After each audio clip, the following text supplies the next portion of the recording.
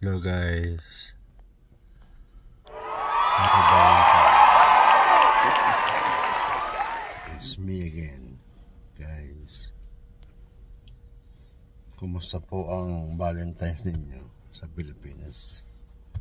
Dito Valentine's pa lang dito, guys. So yun. Nakadami ba, guys?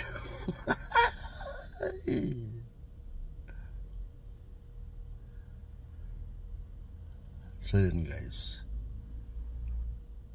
may panawagan lang ako ngayong araw na to, February 14, 2024. Tama ba?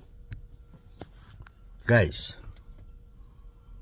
ang Valentine's parang yan sa mga Mrs. na sweet.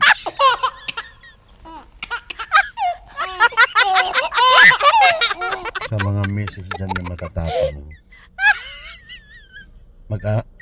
maghintay kayo ng araw ng kagitingan.